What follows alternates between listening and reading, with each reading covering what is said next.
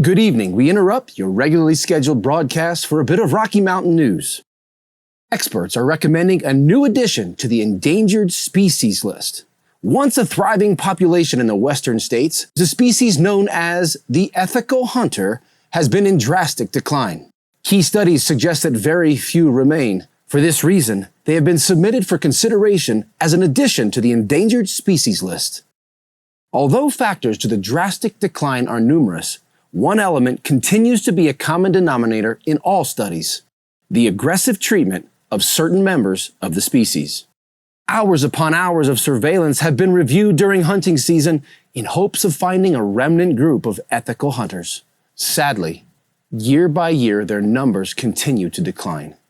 One study shows that the opportunistic predation of one member of the species results in the loss of many others. The exact numbers of decline per incident are still in question.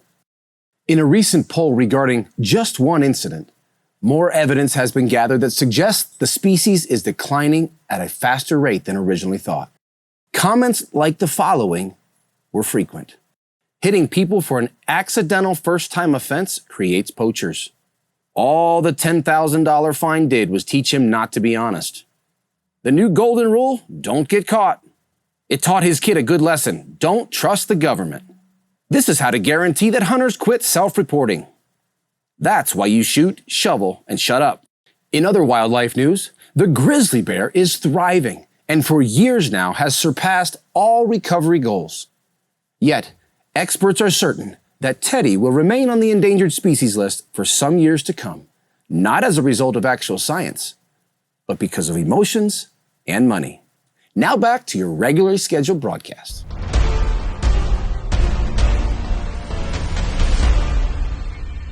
Thanks for joining us. My name is Joel Prophet, and this is my son Fisher.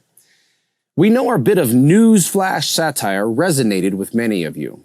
You may have heard bits and pieces of our story, maybe from a news outlet or media page that chose to report on a portion of our grizzly bear incident. Interestingly enough, not one media outlet has tried to contact us to hear our side of the story.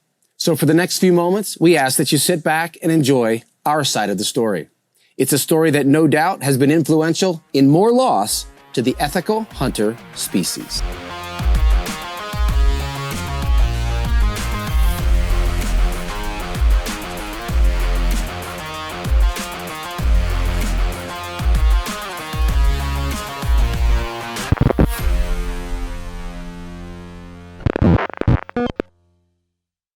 I have enjoyed the hunting and outdoor lifestyle since a young boy, and I've been proactive in trying to teach my son Fisher and his sisters the ways of the outdoors. For the record, we are not for the eradication of the grizzly bear. We enjoy seeing nature and are awed by its beauty, grizzly bear included. We relish seeing both black and grizzly bears frequently.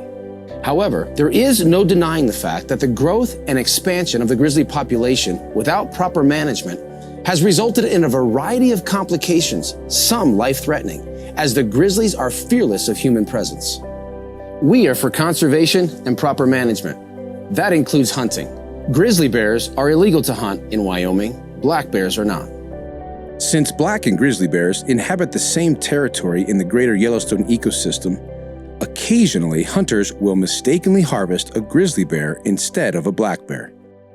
As you will see, that's exactly what happened to us on May 30th, 2022.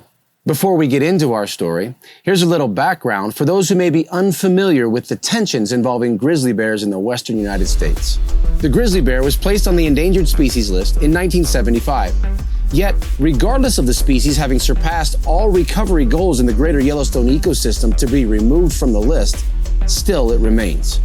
Radical environmental groups have continued to tout false statistics, deny science and conservation, and deny the testimony of those who interact with the bears on a regular basis. Due to emotions and monetary influence of these groups, the grizzly bear has been raised to a status far greater than human life. Strict liability laws are in place specifically targeting hunters who commit accidental infractions. Along with attorney fees paid for assistance in navigating through the legal process, honest individuals are given a criminal label and forced to serve months, if not years, of probation, and are also subject to consideration as a threat to society. Fines or restitution for these infractions are exorbitant. This type of treatment has resulted in a most concerning endangered species, the ethical hunter. I'm sure some of you watching have been in the same situation. You've made an honest mistake and have done your best to handle the situation in an ethical manner. Yet regardless of how dedicated one is to handling a situation ethically, the judicial aftermath is extremely painful and continues to deter many from doing the right thing. As proven by our actions, we are honest and ethical citizens who cooperated fully with authorities. As I stated earlier, our story is not an anomaly.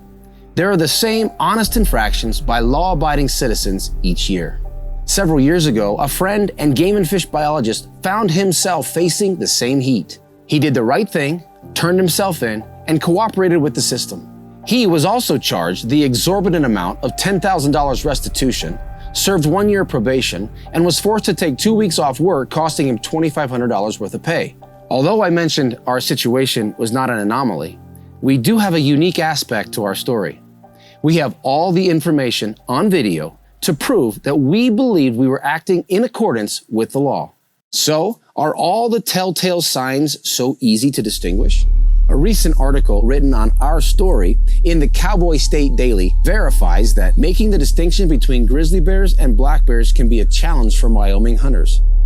A concerned citizen wrote this to the Powell Tribune. I started hunting 59 years ago. In that time, I've seen grizzlies with no hump. I've seen black bears with very dish-like faces and both species in many color phases, all of which makes 100% identification uncertain. Even the large predator expert, after hours of watching with a coworker what they both thought was a black bear, killed a grizzly bear. Come along with us and take a little quiz.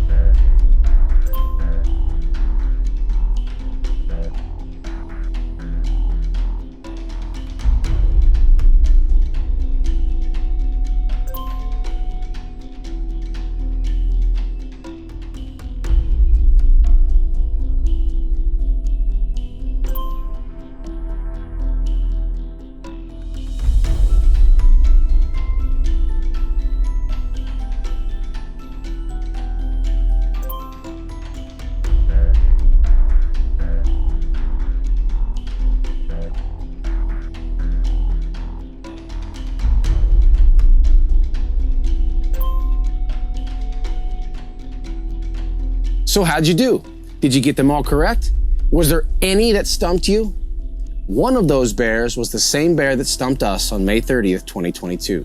It was the bear in this video.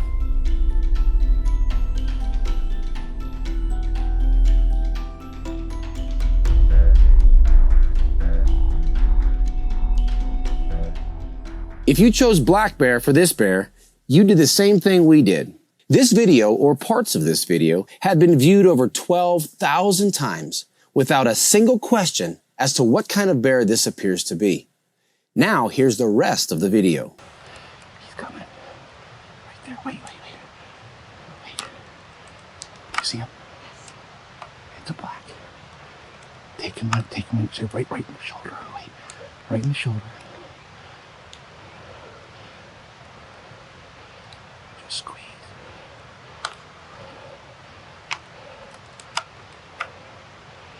Right in the chest.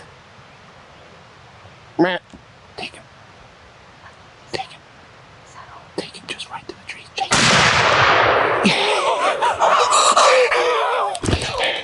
Here, cycle.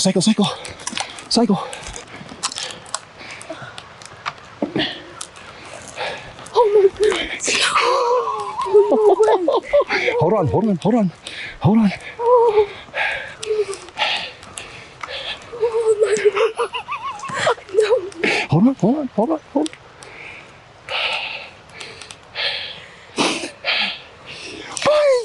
We just connected, baby.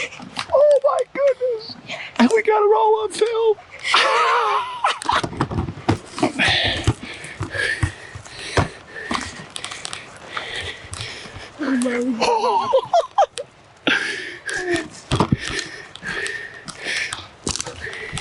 As you can tell, we were ecstatic. This was a memory of a lifetime for my son and I. As a father, I have dreamed of the days where my son and I make memories in the outdoors, as I did with my father. It is unquestionably clear that this is a case of true mistaken identity. See him? It's a black. The first comment, "it's a black," proves we were acting on the belief that this was the animal for which we had a tag. Oh, buddy, what a deal. We were up on the, we seen 2 grizz. And we were heading home, and this truck was pulled over, and they said, "Oh, hey, down there, down there." After the shot, in all the excitement, you heard me say we've seen 2 grizz. Not harvesting either of the other 2 grizz from earlier in the day proves we were intending to act within the confines of the law. That's a grizz. Look at this, we found another bear across the way. It's another grizz. Unfortunately, our excitement was short-lived as we knelt and stared at the long claws of a grizzly. Talk about a huge letdown.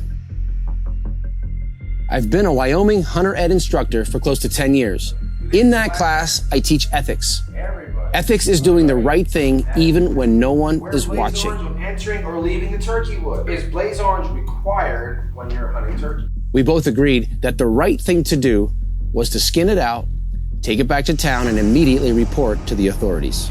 The next morning, we met with several Wyoming Game and Fish officers as well as a federal officer.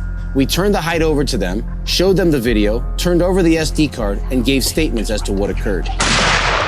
What true criminal or threat to society actually turns over the video that incriminates them?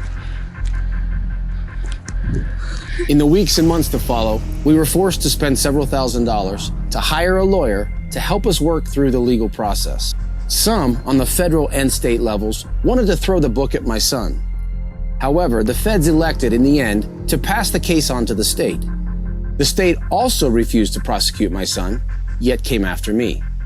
As a protectant father, to prevent current or future prosecution of my son from the feds or the state down the road, I entered a plea deal that ensured this would never happen. I, on the other hand, was charged with being an accessory to the crime of violating Wyoming Statute 23-3-102, Section A. The wording in Section A is purposely meant to charge the hunter with a strict liability charge. Whether we thought I was acting in accordance with the law or not makes no difference. Had I been charged with Sections A and D, or just D under the current Wyoming statute, I would have been able to prove that we unknowingly harvested a grizzly bear as we understood we were in accordance with the law. Section D states this: any person who knowingly takes an antlered elk, antlered deer, antlered moose, horned antelope, bighorn sheep, mountain goat. Realizing it was our #1 priority to protect my son from any future legal exposure, and since I was charged with Section A, strict liability, in which no factor regarding my intent would be considered, my legal counsel and I chose to enter a plea deal and plead no contest to the charges. I would agree to pay the $10,000 and go under 1 year of probation in exchange for receiving paperwork from the feds and the state, which exonerated us both from any criminal exposure in the future. I am currently in the process of trying to pay off the $10,000, as well as under probation for 1 year until March of 2024. Now you've seen the video. Thousands of others have seen the video. In spite of our proof, ethical actions, and clean record, my son and I have been scrutinized as being possible threats to society. Unfortunately, the unfair treatment of individuals making this honest mistake will continue to lead to the decline of an already endangered species, the ethical hunter. Thank you for taking the time to be with us today and listening to our story. Here's how you can support us. Donate to our legal fund by way of our Give, Send, Go campaign. Purchase my new book called Broken at joelprofit.com. Purchase merchandise from the same website, joelprofit.com. Subscribe to my YouTube channel at Broken Made New. Follow me on Instagram at Broken Made New. Connect with me on Facebook at Joel Profit. Thanks again for your support, and God bless.